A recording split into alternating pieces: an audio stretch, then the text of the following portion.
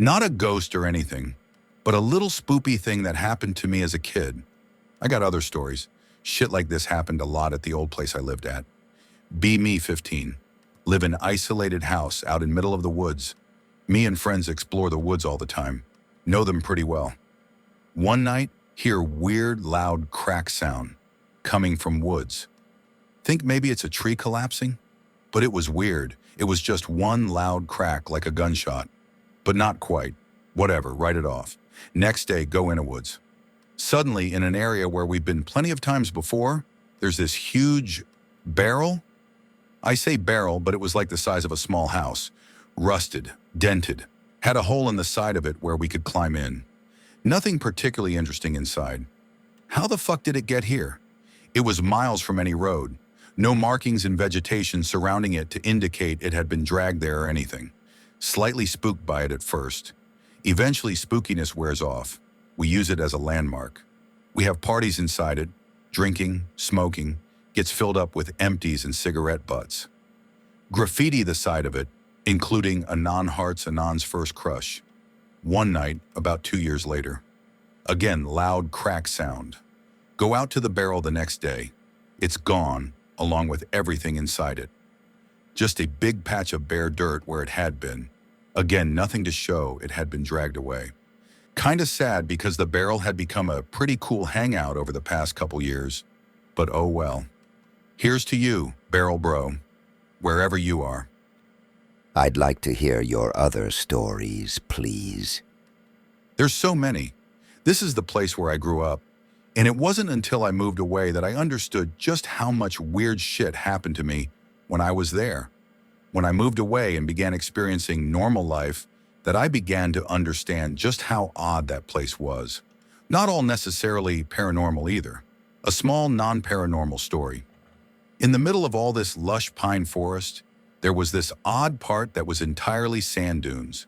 This isn't the only weird thing I saw happen there either. Great place for sledding when it snowed. Dad worked as an electrical engineer for a company that had a manufacturing site way out in the woods for some reason. Takes us to go sledding at the sand dunes. We get there, having a ball, sledding all over the place. Come across a pond that had never been there before. Pond isn't frozen over, and it is crystal fucking clear. No plant or animal growth or mud or anything. Except for one thing. The water is slightly blue. Dad sees this and gets angry as hell. Tells us to get in the car. We go home, he makes a phone call to work to scream at someone. Tells us not to go to the sand dunes until he tells us we can. Next time we go, pond is gone. Another time I was hiding in the woods at the edge of the sand dunes while watching black helicopters land there. Note that there was no nearby military base, or really any nearby anything. Or if you want something a little more weird, be about 12 years old. It's pouring rain outside nighttime. I had just gone out to get our dog out of his pen to bring him inside out of the rain. Because he was still a bit of a puppy and a spaz, he broke out to run into the woods, grab flashlight, go into woods looking for him. Pretty deep in, I can hear him crashing around through the brush. Suddenly, to my left, hear some grunting noises, almost like a pig, but more guttural. I freeze. Take a step towards the noise. Hear a loud thump as something flops through the brush. I'm kind of spooked, but I always felt safe when my dog was nearby. I figured if it was something really bad, he would have seen it and started barking at it when he tore through the woods. Plus, I can still hear him crashing around the woods pretty close by, so I'm not too worried. Shine my light through the brush, push some branches aside. Holy shit, it's the biggest fucking toad I have ever seen. When I say big, I don't mean just like a normally big toad.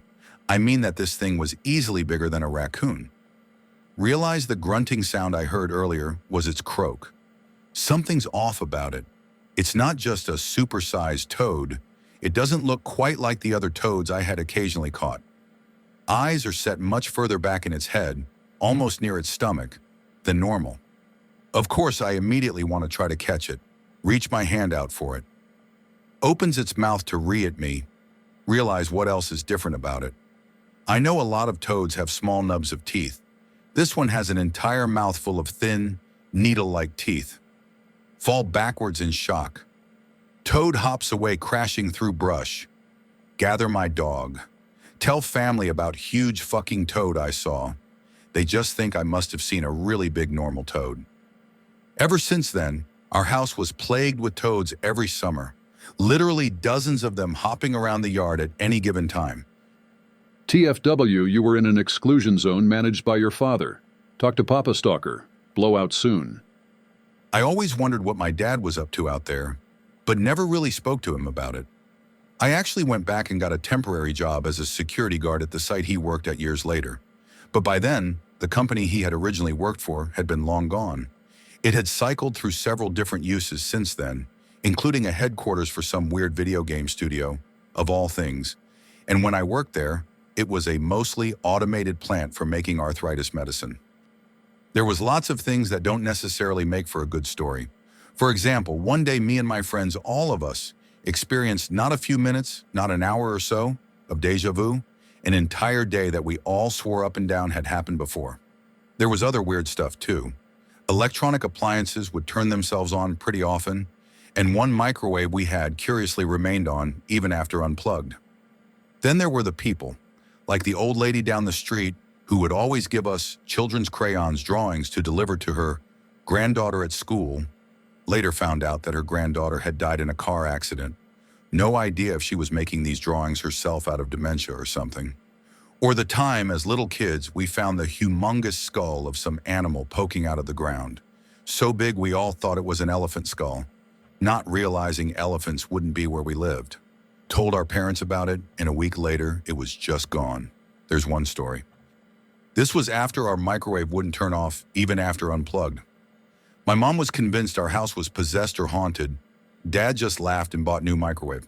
Mom insisted that an old abandoned house, passed by it on our way to school every morning, was a center of cult activity and was causing all this, said she had seen lights in the windows at night. So of course, me and my friends, 16 at the time, wanted to check it out at night because spooks. Go with two guys, Isaac and Richard. House is normal as we approach. A bit trashed, garbage on the lawn, old wrappers and empties and shit. Figure someone must have been squatting. Front door is unlocked. Just stroll inside. As soon as we enter the house, feeling hits us, all of us, at the same time. Something's fucked here. Can't explain it. Just went from sudden feeling of complete lack of worry to intense, overwhelming feeling of dread. Inside of the house is weird. Large sheets of ripped blue plastic on the ground. Look like they had been containers for something. Like something big, sealed in plastic, that you had to rip apart to get at. Picked one up to look for a label. No label, just a barcode and a serial number. Okay, flip light switch, electricity is on for some reason. Head into kitchen, devoid of anything. No cabinets, no nothing, no fridge, no sink. Everything's been cleared out. Sawdust and metal shavings all over the ground. Shrug. Meanwhile, Isaac's getting jittery. All right, man, we checked it out. Let's get the fuck out of here. Me and David tease him about being a pussy. Head upstairs. Lights up there aren't working, so we bust out flashlights. All pretty much normal up there. Empty rooms, some abandoned furniture. All except for one room. One room that is lined with mirrors. Floor-length mirrors lining every wall. Mirror on the ceiling. Okay. Maybe whoever moved out just hadn't bothered taking them. Richard is behind me, looking down the stairs. Suddenly gets deathly white, pushes me and Isaac into the mirror room. Before we can say anything, he whispers, "Shut the fuck up. Someone just turned off the light downstairs." Oh, fuck. We all strain our ears, listening. Richard is standing by the door, ready to jump whoever decides to walk in. Can't hear shit. About 20 minutes pass like this, about to suggest venturing downstairs. Suddenly, whole house shakes. Every light comes blazing on, even the ones upstairs which hadn't been working. Isaac just barely stops himself from shouting out. I look out the window of the mirror room. There's no car parked in the front yard. Whoever came into the house, they'd have to try to chase us on foot.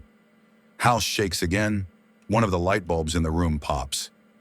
Glass falls down on me. It's burning fucking hot. Fuck it. Time to run. All three of us stampede down the stairs. Basement doors open. It sounds like something's running down there. like a washing machine crossed with a lawnmower gone wild.